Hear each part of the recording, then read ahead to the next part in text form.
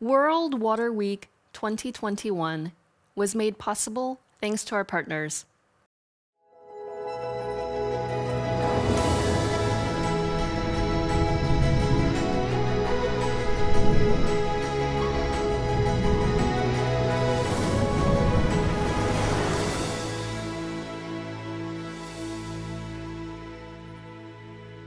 My name is Alok Jha. Welcome to the closing session of World Water Week 2021.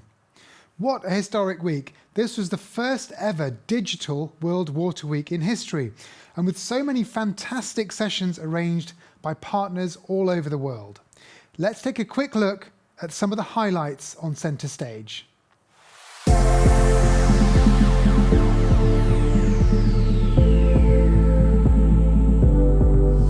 Hello! Welcome to World Water Week 2021. The theme of today's session is building awareness on the complex issue of water.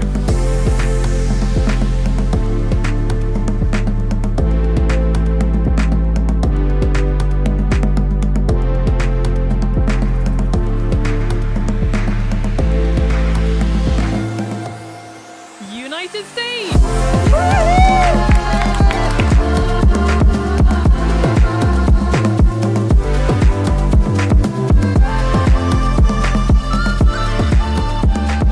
Ali is in your lap right now. That's the future. I'd like to welcome back SIWI's Executive Director Torgny Holmgren and Head of Water Week, Henrika Thomasson. Torgny and Henrika, it's nice to see you again after being together at the beginning of the week. It feels a bit bittersweet to look back on what is an amazing event. How do you think it'll be remembered, Henrika?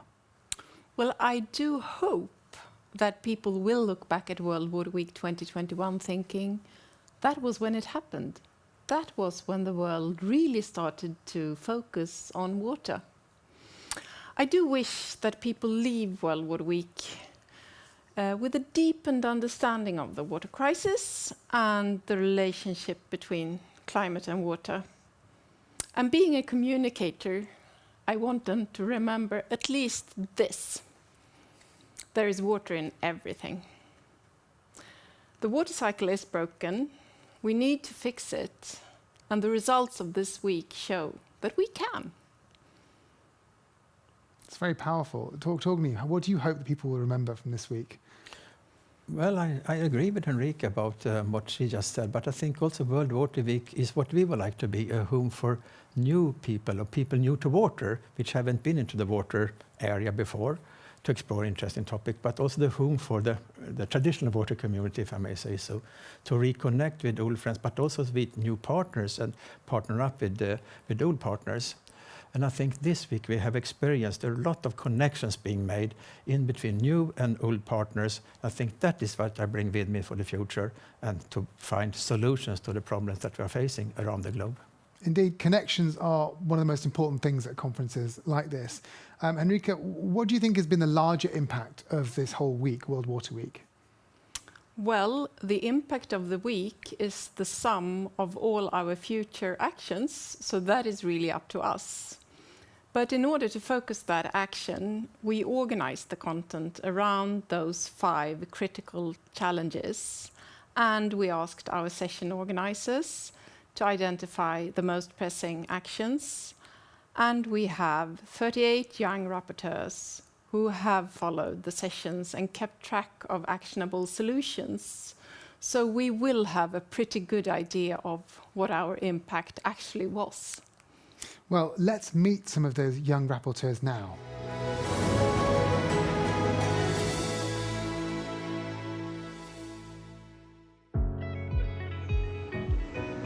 Hi, I'm Adele, a junior rapporteur from Trinidad and Tobago. As our cities continue to grow and expand, so do the challenges and the opportunities. That's why I am rethinking our cities. Hello, my name is Christian, a junior reporter from Buenos Aires, Argentina, and my call to action from World Water Week is let's promote a sustainable wash for a better water resilience. Hi, my name is Cora Lamar, and I'm a junior reporter from Denver, Colorado, USA. And my call to action for World Water Week is transforming our value chains. How can we learn and work together to put less stress on some of the natural resources like water that we rely so heavily upon? Dumelang, I'm Botho, a junior rapporteur in Gaborone, Botswana. To build resilient and fair societies, we must work alongside the vulnerable in our societies to not only champion, but to act now to ensure that their wash needs are met. Hello, I am Saurabh, a junior rapporteur from Nepal and currently at AIT Thailand. My call to action from World Water Week is informed and inclusive collaboration for resilient and sustainable societies. One of my favourite aspects of this week has been to see such a diverse, talented and committed set of young leaders and professionals play a very important and key role. Now, if I could turn back time, I would love to have been a junior rapporteur myself. The reality is I'm probably a bit too old and I don't qualify. So the next best thing is to meet one in person.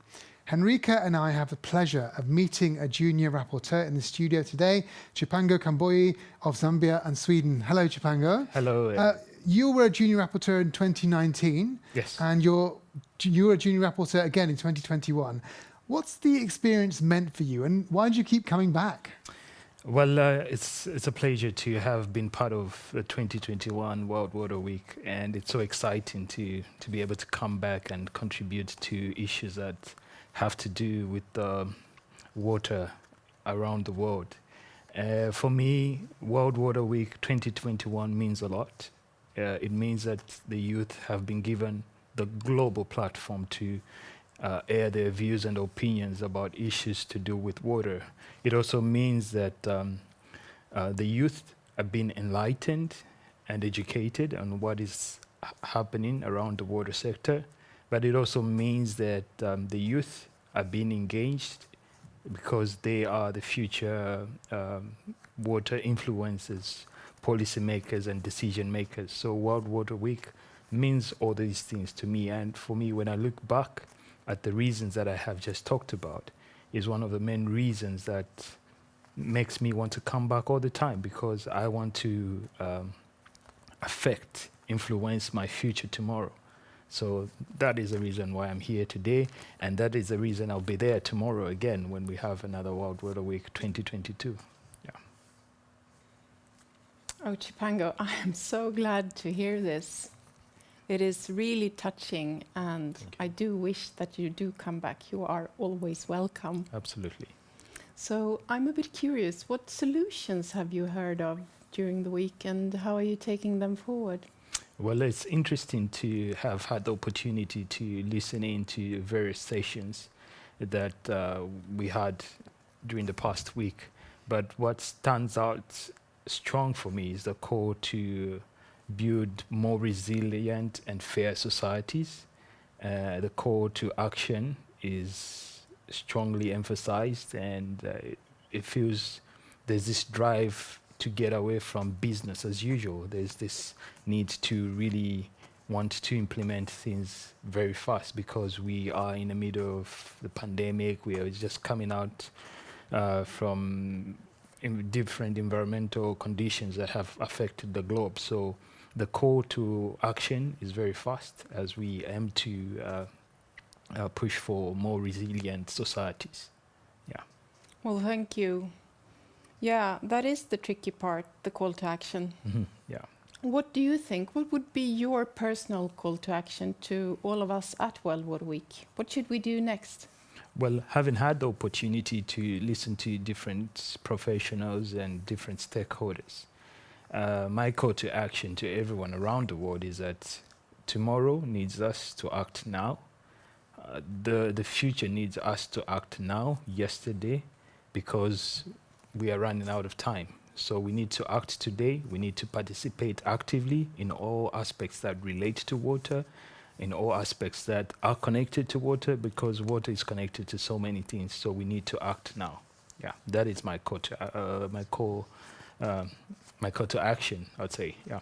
Chipango, very, very, very strong and inspiring words. Yeah. Thank you very much. And Henrika, thank you for joining us here. It was really nice to speak to you both. Yeah, thank you. Thank you, Chipango. Thank you. Thank you, Alok.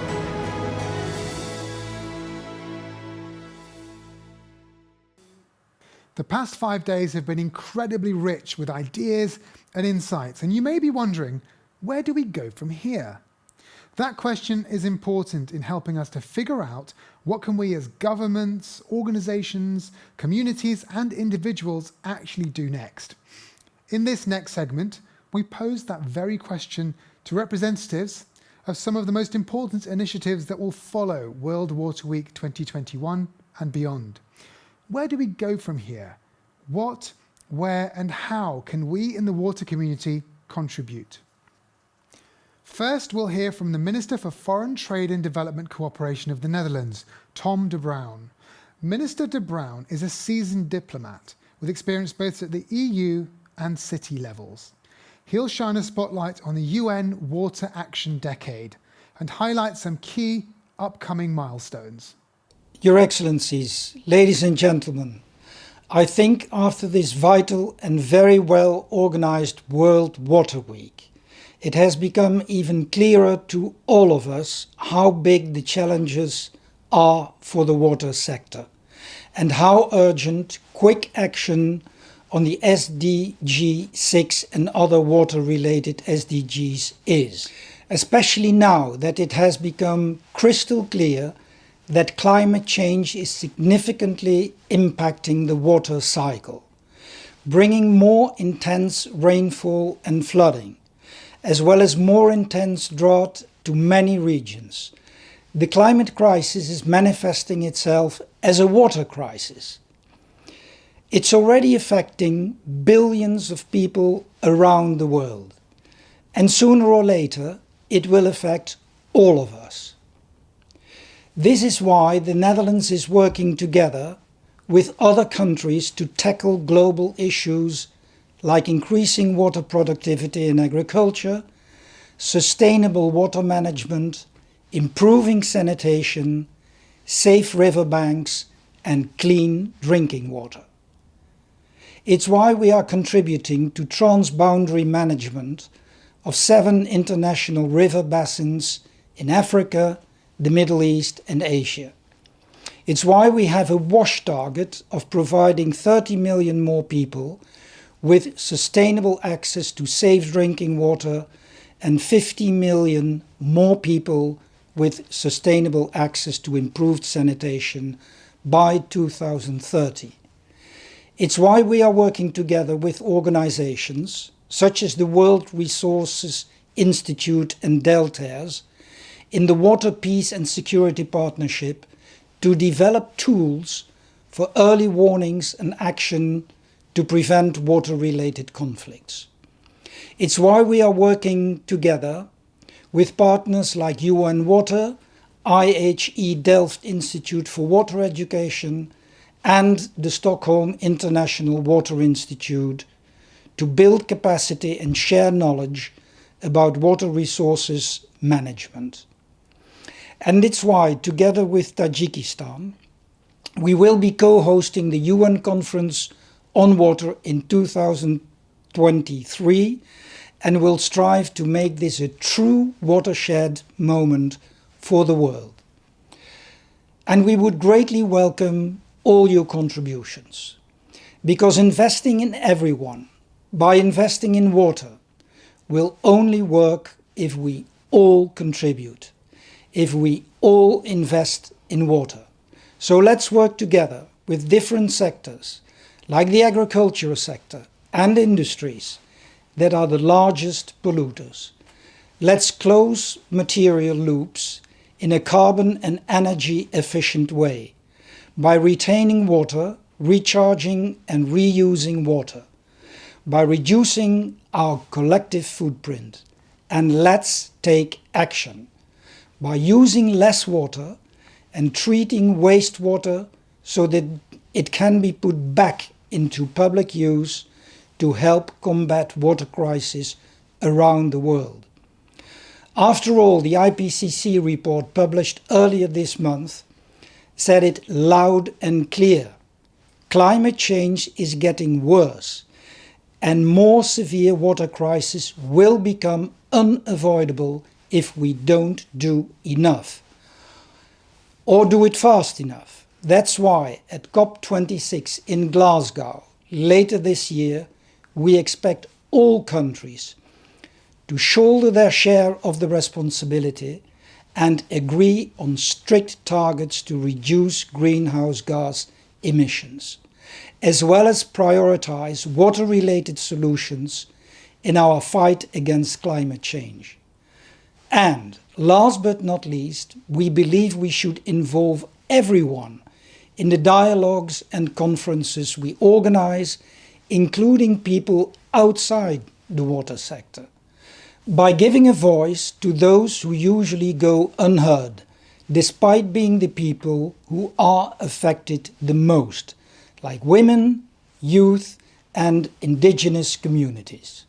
This is exactly why we greatly appreciate the efforts of SIWI to make the World Water Week more inclusive, by offering sessions free of charge, which makes it possible for a much wider audience to participate. It helps us to understand, value, and manage water more effectively. Ladies and gentlemen, together we can create a world where everyone has access to sufficient and high-quality water all year round. Let's not wait any longer. Thank you.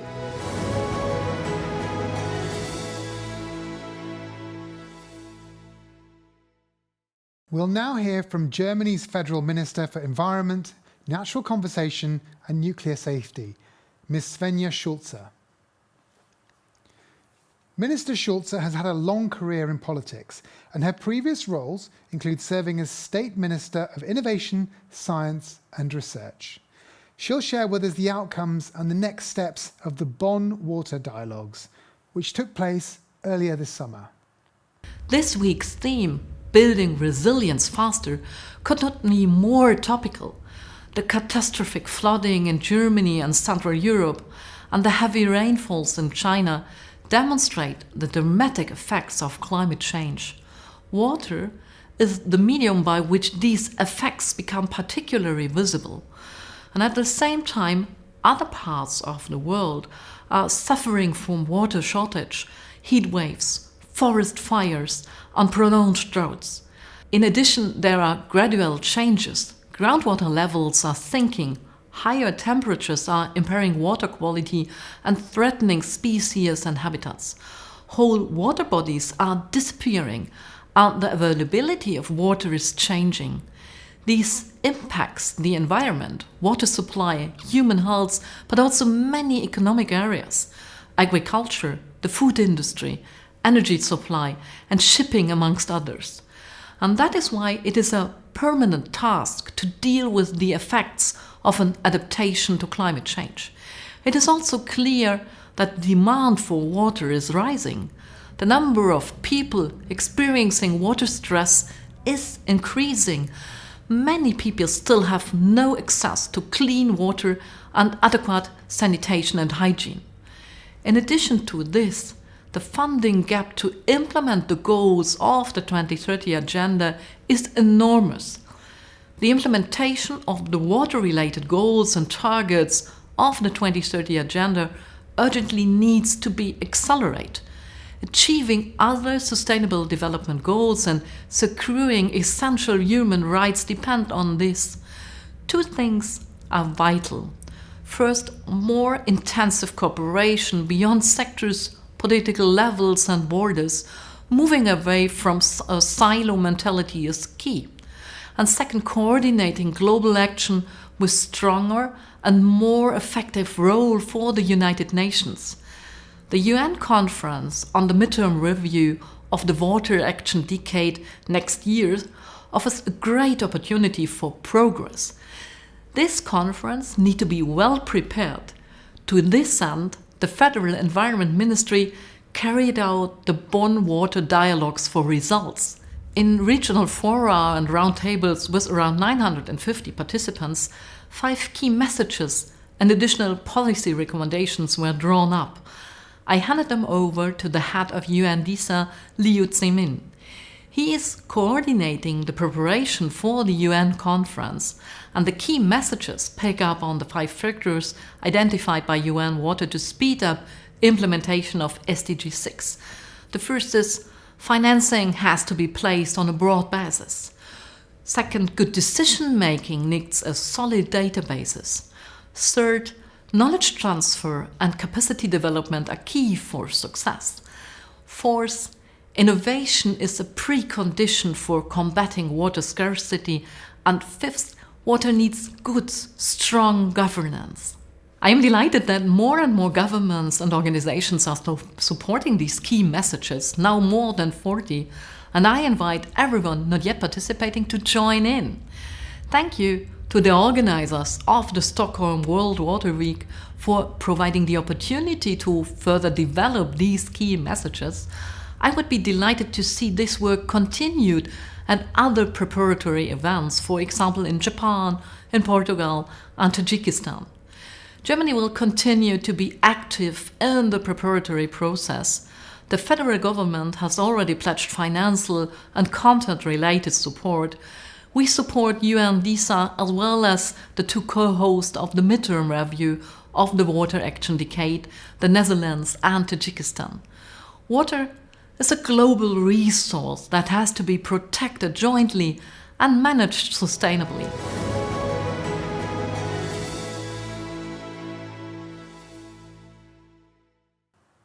We've seen throughout World Water Week the exciting momentum building up in the food systems community this year.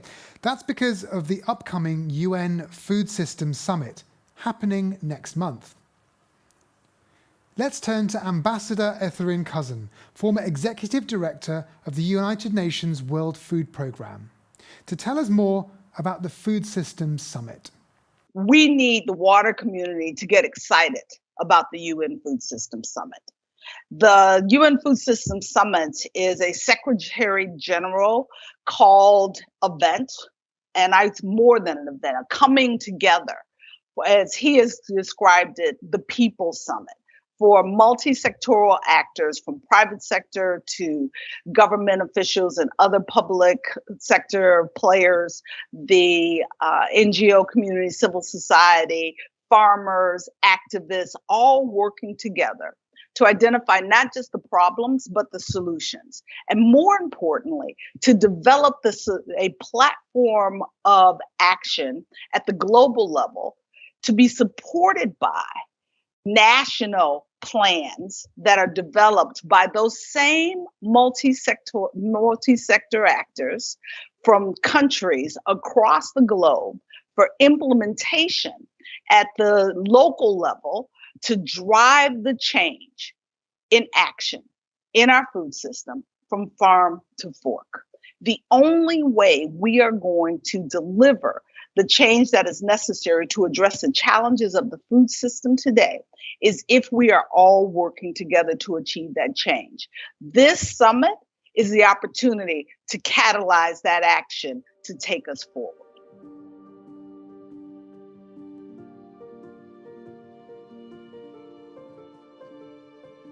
Agriculture consumes approximately 70% of all fresh water on an annual basis. And many experts in the water community would argue that the virtual water use of food, incorporating growing, processing, cooking, packaging, transport, exceed that 70% consumption number. So the experts in the water community are necessary to ensure that we have the research and data that will support the food systems changes that are required to achieve the outcomes that I've described before of a food system that is not only sustainable for the environment, human health, and provides economic opportunity, but a food system that uses less water from farm to fork. Supporting this opportunity of the UN Food Systems Summit in catalyzing the policy change that is necessary at the global level for the implementation at the national level requires the water community working together with the climate community, working together with the food system community to ensure that we develop the required public will to prioritize the policy changes, the investment changes that are necessary, as well as the consumer behavior changes that are required. No one sector alone will achieve the desired outcomes. The water community will not achieve its desired outcomes if the food security community does not achieve ours.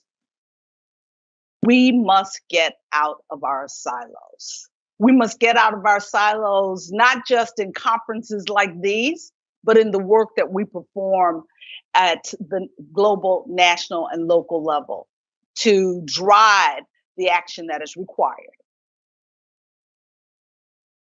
If we want to achieve the desired changes from farm to fork, reducing not only the carbon footprint, but the water footprint, we must work together.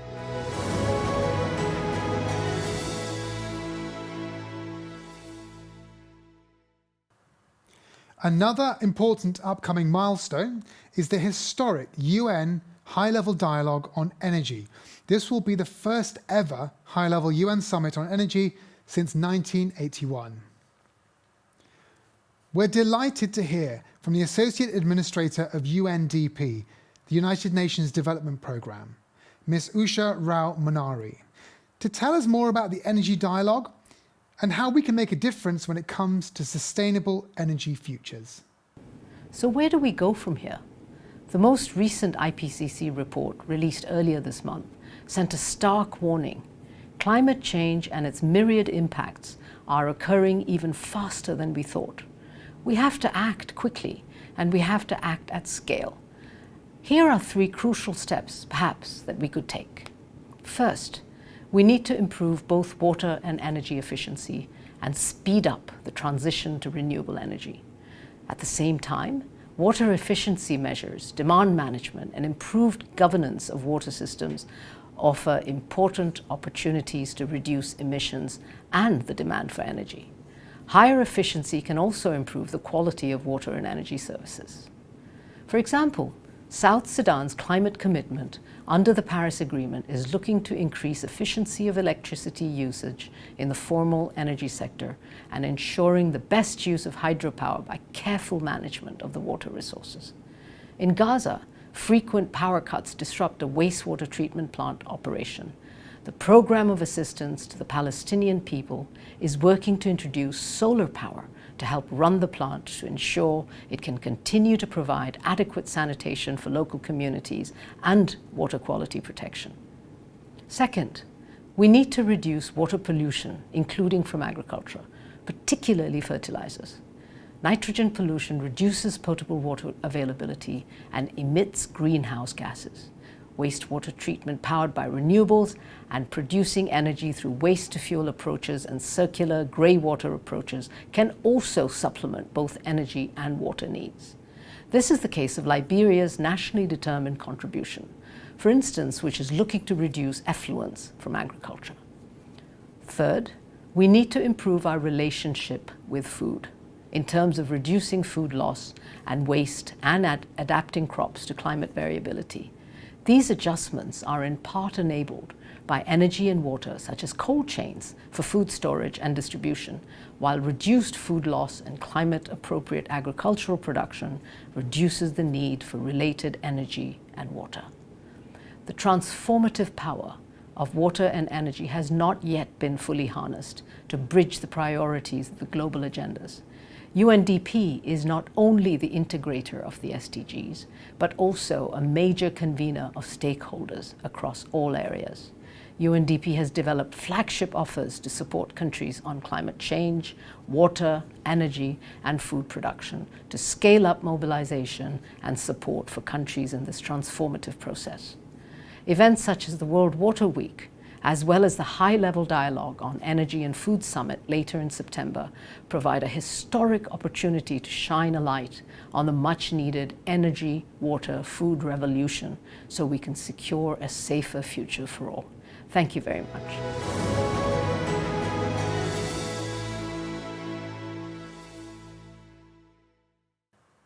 Of course, one of the key moments that many people at World Water Week are looking forward to is the UN Climate Change Conference in Glasgow in November. Many of you will be gearing up for this important conference, including SIWI and its partners, who will inaugurate the first ever water pavilion at COP26. Here's the UK champion on adaptation and resilience for COP26, Minister Anne-Marie Trevelyan, who'll share with us the ambitions for COP26. Hi, my name is Cate. I'm the water lead of the high-level climate champions of the Conference of the Parties, otherwise known as COP.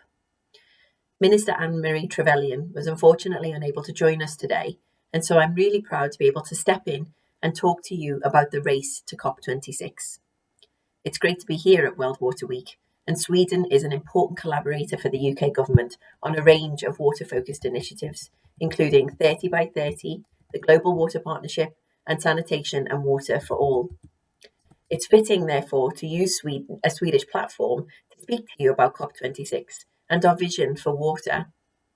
COP26, as you know, is our last chance to course correct before humanity suffers the worst effects of climate change.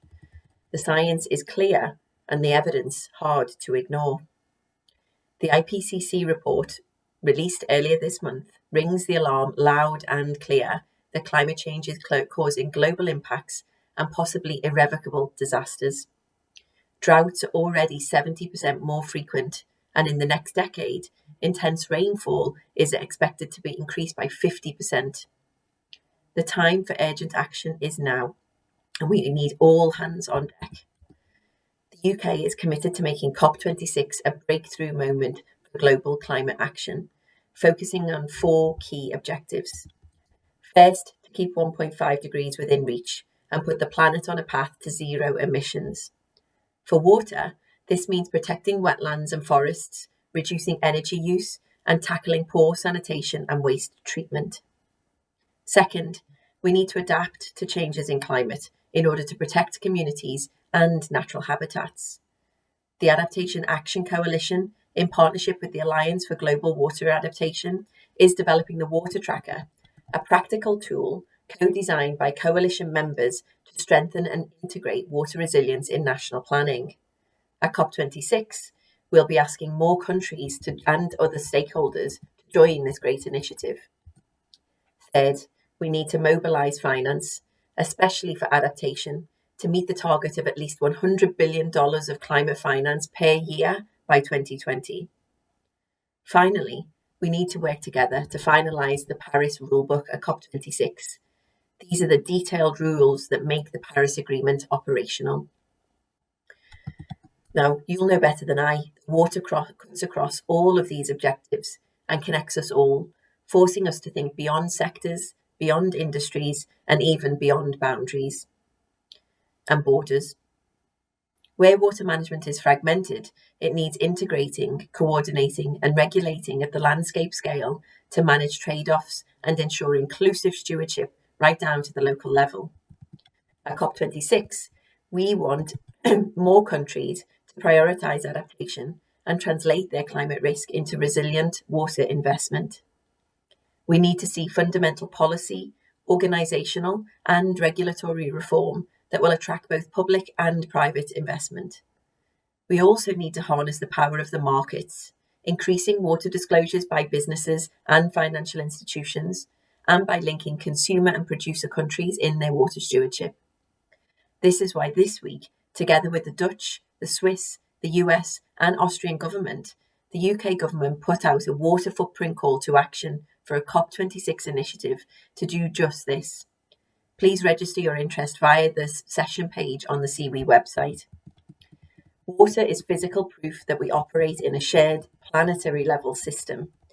Your insights, your innovations, and your solutions will help the world on a path towards net zero and increased resilience that gives us the greatest chance to protect the most vulnerable people.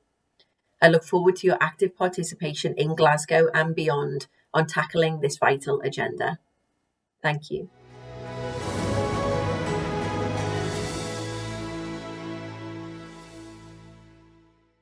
We've just heard from an incredible set of leaders calling on all of us at World Water Week to join them in tackling global priorities. Everything from water and sanitation to energy and food systems to global climate action. There's a lot to do, and there are so many ways to link up with one another. What's clear is that the voices representing water need to be at every one of these tables. Let's take a moment of pause here. I'm thrilled to welcome back to the stage two young musicians who we heard from in the opening session, Arcadia Hugoson-Miller and Clara Headoas-Schmidt, who'll perform for us their song, Hear My Voice.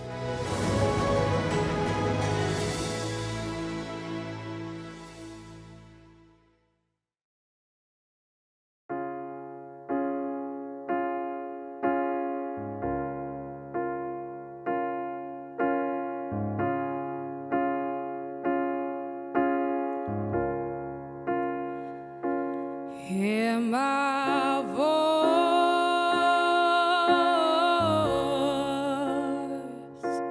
hear my dreams.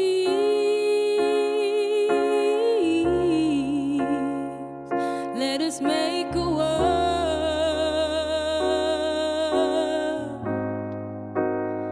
in which I believe.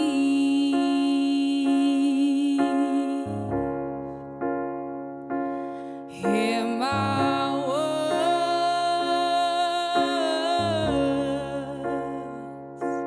hear my cries.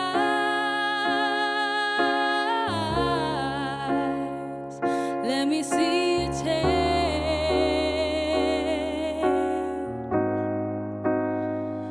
through these eyes.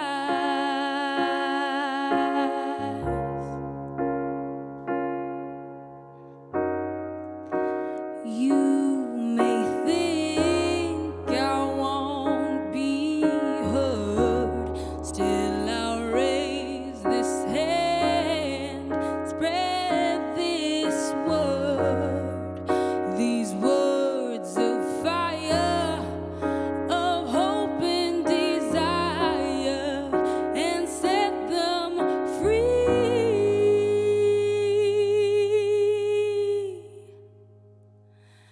Hear my voice.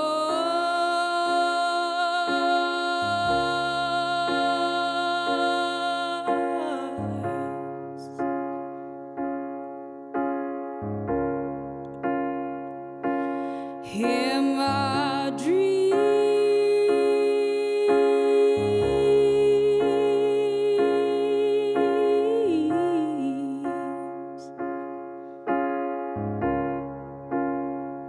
Let us make a world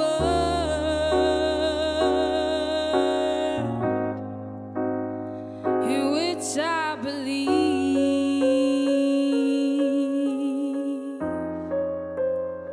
in which I believe.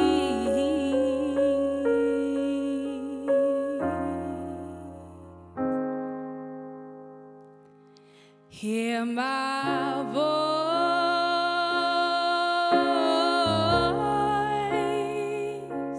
hear my choice.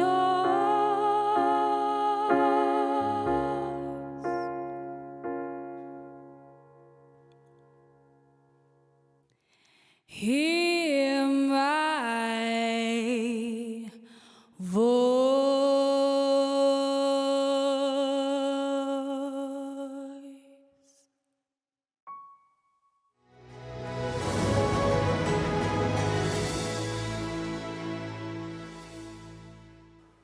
What a beautiful song. I wonder if we'll get to see them both at World Water Week 2022. I do hope so, and I hope that they'll write us another new song. I've become a massive fan. I hope that one day we'll just be able to call them Arcadia and Clara. You saw them here first, remember that. Now, I'd like to invite back to the stage Torgny Holmgren to provide a glimpse for us into next year's conference. Welcome back, Torgny. So nice to see you again. Now, as we wrap up World Water Week 2021, what can we expect next year in World Water Week 2022? Well, next year we will continue to build what we have been discussing this week, how to build resilient faster by addressing the most pressing water issues. We will have a special focus on the value of water, which I believe is a key to also solve the looming global water crisis, but also to tackle climate change. If we continue to underestimate water, the value of water, we will fail to manage it properly. In addition to that, we will also get a glimpse of all freshwater issues, a glimpse. We will look into it, like invisible water and groundwater, that we might not be aware of, but that are so critical for our survival on this planet. So more specifically, what do you mean by invisible water? Well, you can say that water that we see with our eyes, like in rivers, lakes and streams, what we call the blue water, of course, is what we day-to-day see, and also what we get our taps in our homes. But the invisible water, that could be water in the soil, what we call the green water, or it could also be the groundwater in the atmosphere. And this virtual water is so important and has such an impact, immense impact on the way that for our living and food production, etc. So I think this is also very closely related to how we value water, that we also recognize this invisible water in our addressing the water issues in the years to come. Okay, so tell me what kinds of sessions you hope to run in 2022. Well, I hope that we will see, and I'm quite sure that we will see the kind of diversity and determination to come forward with solving problems that we have been doing this year, and also coming back and addressing the 5 main topics or challenges that we have been doing this year. Building resilient societies, working together with nature, transforming our value chain, rethinking our cities, and also invest in systemic change. And all these challenges are linked to how we value water from different perspectives, like the 3 SDGs or the sustainability goals, where we have the economic, social, cultural, and environmental and spiritual perspectives. I think those are very closely related. I think that will be the key for next World Water Week. So I could see a range of topics being addressed next year, all from pricing of water to what we can learn from indigenous people's knowledge of water. Sounds very exciting. Thank you, Torgny. Valuing water resources resonates with me personally, as it goes right to the heart of our relationship with water, both water we can see and the water that's hidden and that we take for granted.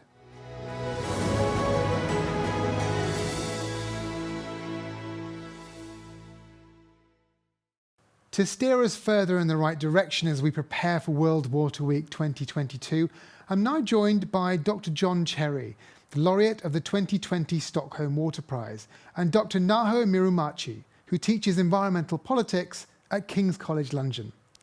John, you received the Stockholm Water Prize for your pioneering research on groundwater, and Naho, you're a researcher on transboundary water issues. You both collaborated closely with another recipient of the Stockholm Water Prize, the late Dr. Tony Allen, who coined the concept of virtual water.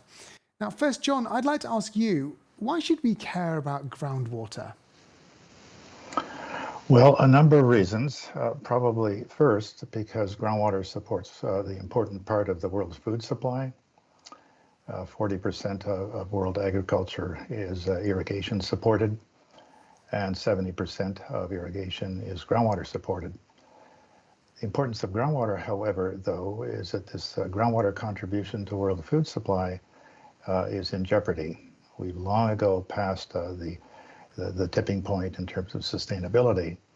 So even without the rising global population of 2 or 3 more billion people, water is unstable in terms of our food supply. And the other reason, of course, is that most of the time, most rivers, streams, and wetlands are supported by groundwater, because when it rains, the water runs off to the ocean, and the water you have left slowly seeping out of the ground is groundwater, maintaining ecological systems and just about everything else connected with water.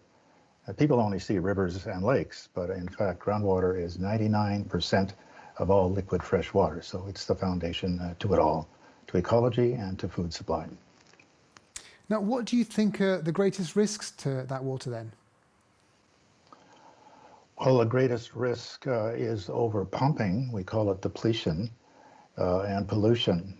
So, at millions and millions of locations across the globe are toxic chemicals from sewage and industry and sewers and spills and highway runoff and everything else are going into groundwater. So groundwater is the grave in our cradle-to-grave economic system. And so when we add up the fact that we're taking so much water out of aquifers, in fact, we're taking so much water out of aquifers that it's 25% of sea level rise.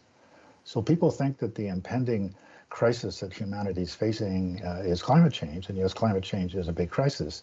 But the one that's going to hit us the soonest is water, and that's going to hit us on food and ecology. Thank you, John, for helping us to understand the threats to groundwater and to global food security. Now, Naho, can I turn to you? Your research focuses on virtual water, which is such a vital concept when we discuss water risks and global food security. Can you just help us understand what virtual water is? Sure, thanks, Alok. Well, virtual water was a concept developed by Tony Allen, who you mentioned. Professor Tony Allen was working in the Middle East in the late 1980s and also developed this idea at around that time when he realized that the Middle Eastern countries didn't go to war over water, even though it's a very dry and arid place and lots of countries were facing national water deficit. Actually, they solved it through the trade of food. Because there are vast quantities of water embedded in food, for example, it takes a ton of water to grow just 1 kilogram of wheat, then trade helps solve the immediate local problems of lack of water to grow food. So by importing food, you're able to relieve the local pressures. And Tony said that there are global solutions which are tied to trade in the political economy.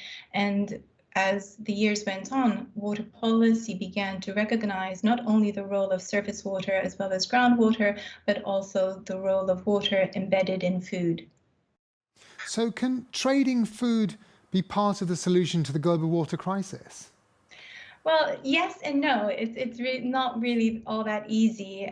When virtual water became well known as a concept and taken up in policy, it really did help people understand the fact that there are vast quantities of water, as I mentioned, in food and also in the products that we trade, like our T-shirts, any kind of manufactured good. But we also found that water was seriously undervalued. Trade of food and other manufactured goods currently doesn't take into account the environmental burdens or the risks that farmers take in order to produce them. The price of food, for example, doesn't really reflect the amount of money and effort it requires to do proper environmental stewardship and look after our rivers, look after our groundwaters that John mentioned is depleting at a very rapid rate, and also the pollution that we're causing to these water bodies. And there's also a problem between the developed world and the developing world in the sense that there are some products that are traded. For example, a couple of years ago, the unassuming asparagus, which is very much a luxury food item in the UK, came into the news because of the over-abstraction due to UK demand on Peruvian asparagus. So what we consume in one part of the world can have implications in other parts of the world. And I'm sure many of our viewers would be aware of issues around land grabs, for example. The issue of land grab has become a hot topic because of the fact that in many of these places, it could be that it's not food for eating that's being produced, but actually food for products for biofuel, so agricultural goods for energy that is being produced. And so that really puts into a challenge of, do you pursue using water for local food security, or do you use water for the global trade, which might end up being as biofuels. So there are many inequalities that we're starting to see that are embedded in this global food trade system. And it's very important that we recognize that it's not an equitable system, that there are a lot of inequalities, there are a lot of injustices that certain communities, certain individuals have to face in order to support this massive global trade system. Both of you have outlined the complex, wicked problems associated with groundwater and virtual water. I'd like to hear from you both where you think we can make positive steps forward. John, perhaps let's start with you. With the issue of groundwater, we don't see it perhaps, and awareness is a really important aspect of it, but how do we start to make the world care and do something about the issue? Oh, I'd like to go back to your previous question about global trade of water. And I think from the groundwater viewpoint, it's pretty clear that global trade of water, virtual water, in the groundwater context of globalization has done much more harm than good. There's extreme pollution going on, there's extreme overpumping going on, there's extreme exploitation of people going on. So globalization combined with virtual water then is basically an impending disaster. Now, your question about what can we do about the state of things, we certainly need to change the way that we handle water in a globalized context. It also argues very much for countries trying to become food secure in their own right. Shipping things around the world ultimately leaves society very vulnerable to droughts. We've got global droughts happening as never before across the globe. Droughts are tipping points for groundwater. So basically for all these irrigated crops dependent upon pumping, droughts are coming on, and that's just not sustainable. Now, what we can do about it individually, there are two things. We need to push for a different type of agriculture, basically sustainable agriculture, and we need to eat different food. Food is such a big deal, particularly meat eating, that the president of China has told the people of China that they need to cut down their meat eating by 50%. So this isn't an obscure problem. It's a problem that each individual needs to take a role in. And I might point out that Tony Allen became a vegetarian after he realized the consequences of virtual water, and I became a vegetarian shortly thereafter. Personal choices. Well, Naho, how about you? Would you take inspiration, obviously, from Tony Allen in the way he does things? But where do we start to tackle this really vast global problem of virtual water? Sure, it's not an easy problem, but I think it comes down to valuing water. Ultimately, so far, valuing water has been ultimately political. It's been undervalued because there is a political economic system that has found it convenient, or at least regarded it as unproblematic, not to consider water inputs into agriculture and food trade. So we don't really value water to take into account all the pressures that we put on our ecosystems to the pollution that we do. So we do have grave problems of undervalued water in the global food system that will ultimately end up destroying our water bodies and as well as land in the long term. And I think rethinking about these environmental inputs, about water, about land, and thinking about exactly what John said about how we do agriculture, this needs to become a much bigger topic in my view. John, you were saying agriculture is the core topic here when it comes to thinking about how to make improvements. But how do you square that with personal choices? Is it that the consumers have to want to eat different things and then farmers follow, or can governments and farmers make lead the issue themselves? Well, I don't know, but in China, because they have a different system, they're going to settle that, I think, by edict. For the rest of us, then that's a big question. But we all have to realize that every time we sit down to a meal, we make a choice to either do harm to the world water system and the ecology or not. And I guess it's this realization that's so important. I mean, everybody thinks that climate change is going to be the disaster. The disasters are not going to be climate change, first of all. The disasters are the implications of it that are going to affect food and ecology. John, Naho, you've both provided such a clear picture of what's at stake. And it's actually a worrying picture that we don't value water properly, both invisible or invisible. And you've also helped us, pointed us in the direction of some clear actions to take. Each of us can start to think about actions and solutions before we return for World Water Week 2022. And let's see how many people have become vegetarians by then as well. Thank you, John and Naho. This has been an inspiring conversation. Thank you.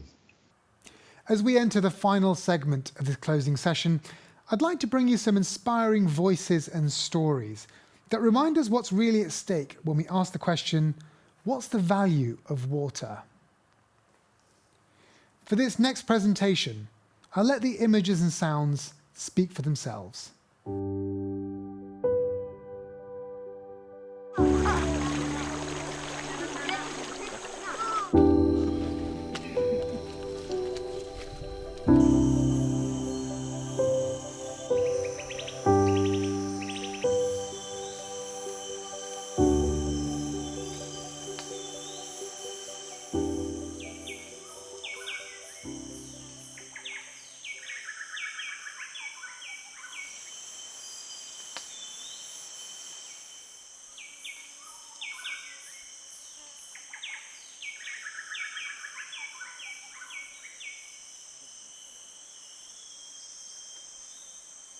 Murah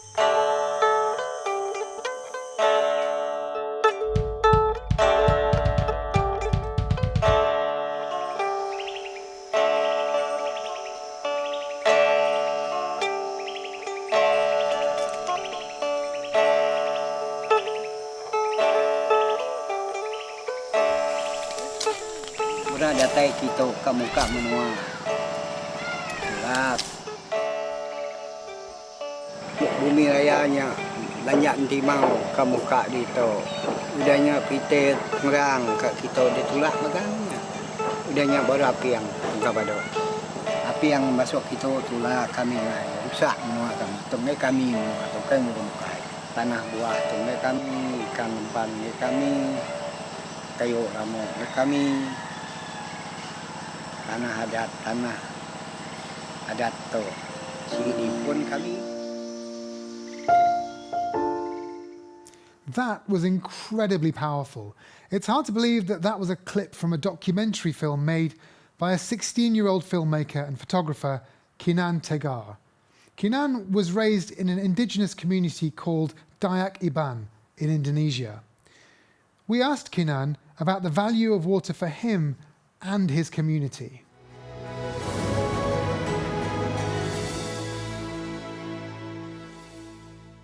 To me, to us, indigenous people, water is something that is basically our everything. It's inseparable from us, especially to my tribe, the Dayak Iban tribe, because we have always been a river-dwelling tribe, and because of that, we built our traditional houses, the long houses, they are never built far from the rivers, and the river itself is one of the most sacred things to us because we use it to cleanse ourselves too. When a child is first born, for example, we bathe them in the river to cast away any bad omens and to bless them in the future. Occasionally too, we would give offerings to the river, usually at the start and near the end of the farming season, ensuring that anyone who uses the river to bathe or to transport their crops will have a safe passage, and also to be avoid of any diseases that the river may carry. Now, to us, culturally, it has always been passed down from our elders, and the importance of the forest, because one of the quotes that I vividly remember one of the elders saying was that the land is our mother, the forest is our father, and the river is our blood. If our blood is contaminated, if it is polluted, then we would cease to exist, we would cease to be, and so too with anything that lives in the forest, the trees, the animals within it, everything. And that is why it's just such an inseparable part of us.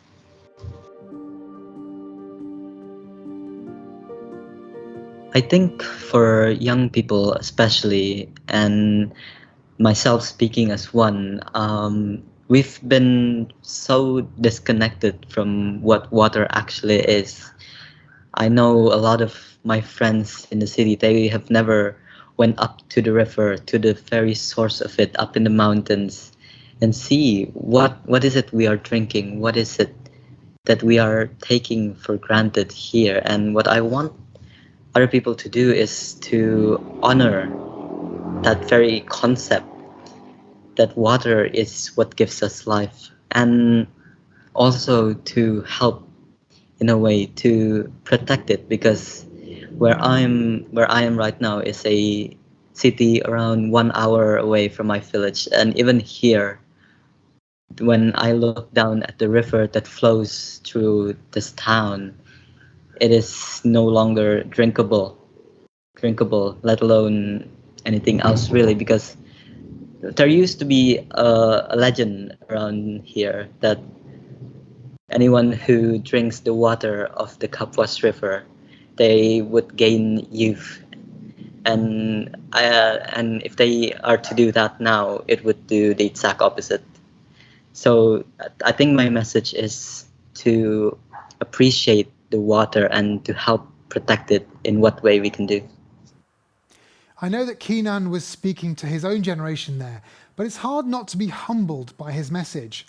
There's a lot to learn from Kinan and the wisdom of his elders. The comparison of a river to the blood in our bodies will stay with me. Healthy waters, healthy planet, resilient communities. Turning from Indonesia, now we hear from the next generation of leaders in Mali and the UK.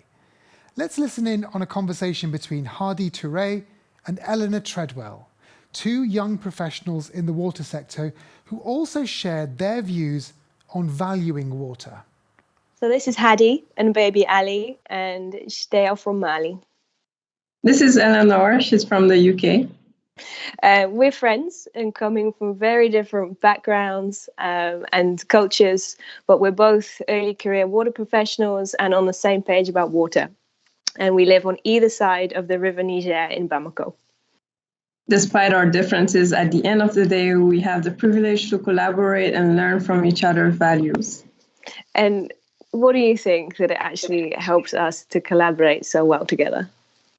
We collaborate together because we're open-minded, challenge one another, and enjoy looking in each other's boxes, embracing the differences. That's for sure. And for the World Water Week, we were asked to comment on the value of water. But when we were thinking and discussing what we could say about this, the stories and experiences that came up were more about how we value water and raising awareness for the ways in which water could be valued. And one particular story came up that really showed the importance of the awareness raising and education. Yes, so when I was in Markala doing workshops about water filters and showing high school girls the knowledge I gained, it empowered them, and I was also able to show them the impact of their activities on the river, what serves them mainly. But I mainly let them talk about what is important to them about the river. For me, this was so interesting to learn from their point of view, people who live in, on, and with the river every day, why the Niger is so important. And this is such a nice example of value being a two-way conversation, that it really is an exchange. Yeah, we gave them a chance to speak by listening to them and having a conversation. They can tell all these stories to their families and educate each other, telling them there is a whole sector out there that analyzes water, where you can apply the knowledge directly to the daily life. I hope this helped encourage the girls to stay in school and pursue sciences. Education, raising awareness through education and connecting knowledge to reality is so important in a big way. We can change the way we value water because, let's face it, right now, water quality is not great around the world. So one aspect of valuing water is through that education and awareness raising, which you've done yourself in a rural part of Mali. And this was built by listening. And I think you know who I'm going to reference now because I do it all the time. But Aaron Wolf gives a really comprehensive guide about how to actively and deeply listen. And he gives 4 points of how to do this. But the fourth, it feels like a good place to end here and look to the next steps where we should listen and think in terms of future and not history, and speak in terms of the future and the present tense, not the past. And that can helpfully allow us to think collectively, reduce the otherness and build a common future, sharing each other's boxes. And I think Ali is in your lap right now, and that's the future.